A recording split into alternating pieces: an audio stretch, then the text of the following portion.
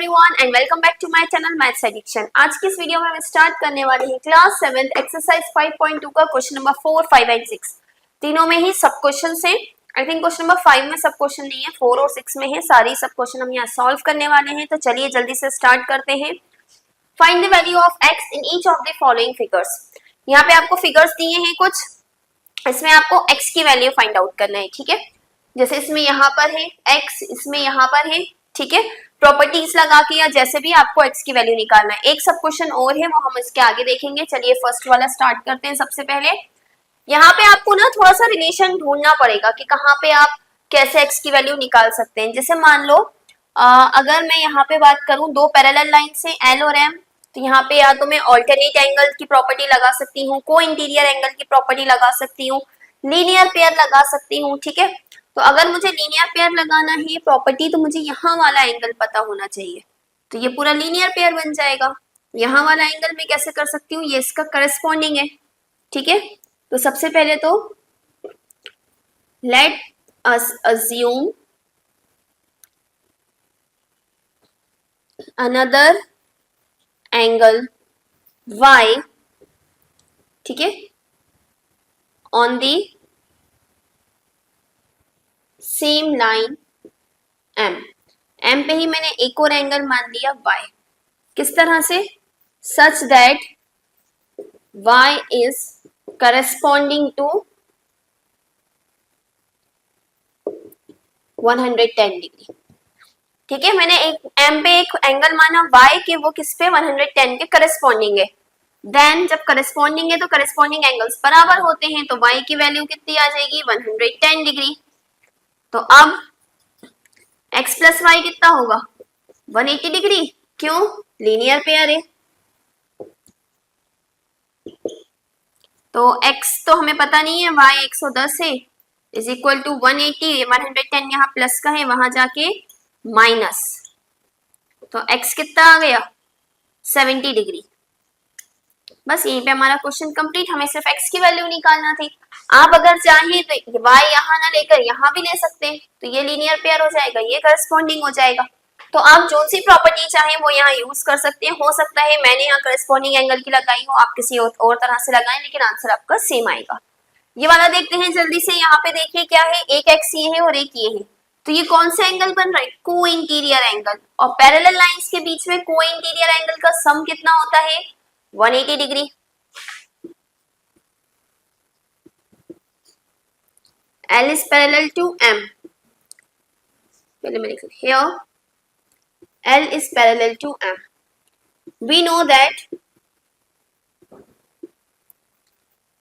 sum of co-interior angle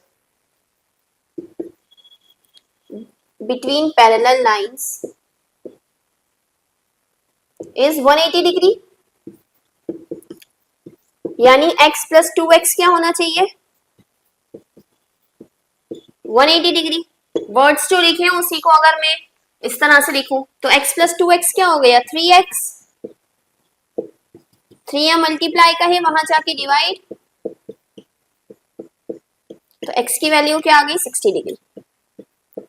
इसी तरह से थर्ड वाला देख लेंगे हम। थर्ड सब क्वेश्चन देखते हैं हम क्या है। इस तरह का आपको फिगर दिया है। ठीक है, यहाँ पे भी वही कंडीशन है, एल एम के पैरेलल है और ए के साथ एक और लाइन दे दी है बी।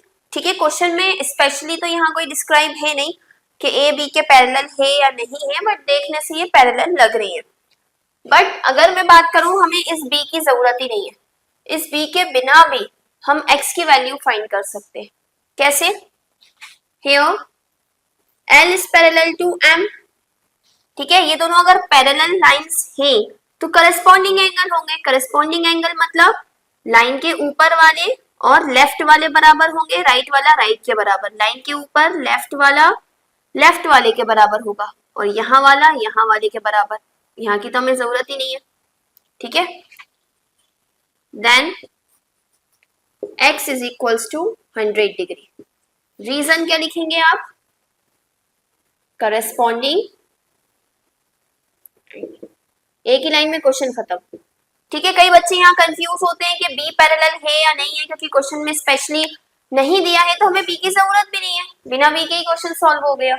ठीक है, so moving on to question number 5। Question number 5 में हमसे क्या कहा है, यहाँ पे एक फिगर दिया है।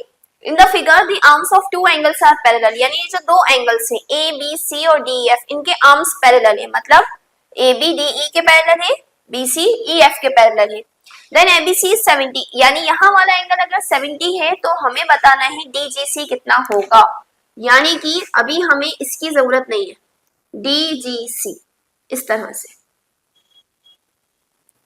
ए बी सी, तो हमें ये वाला एंगल बताना है ये कितना होगा। अगर आप गौर से देखेंगे ये दोनों पैरेलल लाइन से A B and D G, A B is parallel to D G. ठीक है, ये दोनों जब पैरेलल हैं तो इनके ऊपर वाला और राइट वाले एंगल्स ये क्या हो गए, corresponding angles. Then angle A B C is corresponding to angle DGC, और अगर करस्पॉन्डिंग है तो बराबर होंगे। तो ABC कितना था 70, तो DGC भी कितना होगा 70 डिग्री। ठीक है, सेम DEF का बताना है, DEF यानी ये, तो इसमें आई थिंक अगर मैं ये हटा दूं तो ये दोनों पैरेलल लाइन से GC is parallel to EF।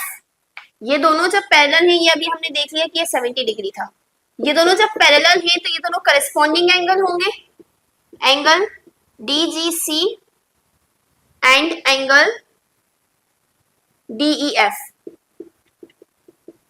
Are corresponding, और जब ये दोनों एंगल करस्पॉन्डिंग है तो बराबर होंगे। DGC कितना था 70 डिग्री, तो एंगल DEF भी कितना होगा 70 डिग्री। ठीक है, तो यहाँ पर बहुत ज्यादा कुछ नहीं था, बस थोड़ा सा आपको लॉजिक लगाने की जरूरत थी, दोनों ही एंगल 70 डिग्री है। So moving on to question number 6। Question number 6 में आपसे क्या कहा है, फिगर्स दिए हैं कुछ और आपको बताना है इनमें जो लाइन्स हैं L और M पैरेलल है या नहीं है। फर्स्ट फिगर देखते हैं हम, यहाँ पे देखिए ये L है ये M है, देखने पे बन जाइएगा, हो सकता है देखने में पैरेलल लग रही हो बट पैरेलल हो ना, या देखने में हमें पैरेलल ना लगे बट एक्चुअल में वो पैरेलल हो, तो देखने में मत जाइएगा, हम प्रॉपर्टी लगा के सॉल्व करके देखेंगे। यहाँ पे देखिए L और M, यहाँ पे देखने में तो पैरेलल है और यहाँ पे एक ट्रांसवर्सल लाइन है N, तो हमें बताना है कि क्या ये पैरेलल होंगी या नहीं। तो देखिए कैसे करेंगे हम, यहाँ पे देखिए दो एंगल्स दिए हैं 126 और 44, ये दोनों ही क्या है को इंटीरियर एंगल। को इंटीरियर मतलब लाइन पैरेलल लाइंस के अंदर और ट्रांसवर्सल की एक ही तरफ। ठीक है, जैसे कि ये, तो ये वाला एंगल और ये वाला एंगल को इंटीरियर होगा और ये वाला को इंटीरियर होगा। ठीक है, तो ये को इंटीरियर एंगल का सम अगर 180 डिग्री आ जाता है तो लाइंस पैरेलल होती हैं, और अगर 180 डिग्री नहीं आता तो लाइंस पैरेलल नहीं होती। ठीक है, here for lines to be parallel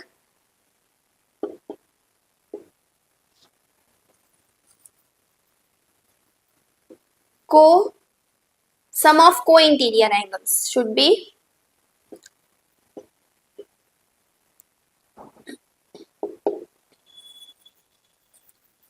should be 180 degree. तो देखो देन 126 प्लस 44 कितना हो रहा है 170 डिग्री है ना। यहाँ पे कितना है को इंटीरियर एंगल्स,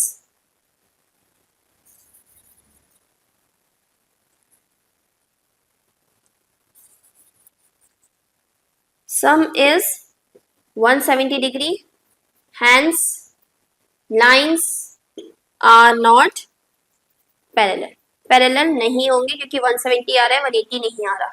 इसी तरह से इसमें देखते हैं, इसमें हमें एक यहाँ वाला एंगल दिया है और एक यहाँ वाला एंगल, तो यहाँ से हम ये वाला एंगल निकाल सकते हैं, है ना, हम पहले ये वाला एंगल फाइंड आउट कर लेंगे, देन ये को इंटीरियर हो गए।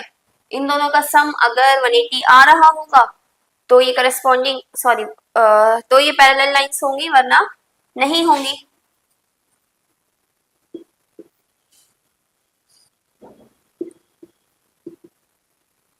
Let us assume another angle on an with line L. N का L के साथ हम एक और एंगल मान लेते हैं, कौन सा, X।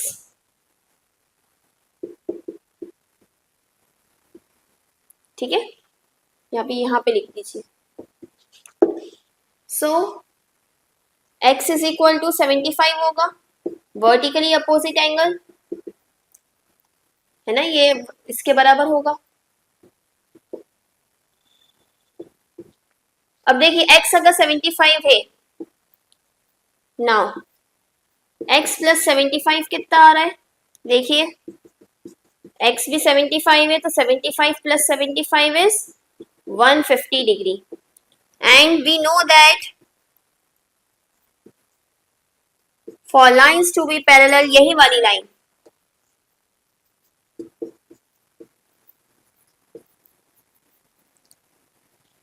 sum of co-interior angles should be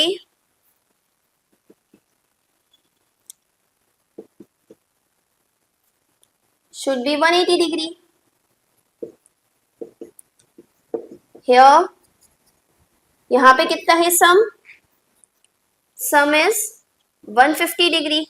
So lines are not parallel. Lines L and M are not parallel. First और सेकंड दोनों में ही पैरेलल नहीं है लाइंस।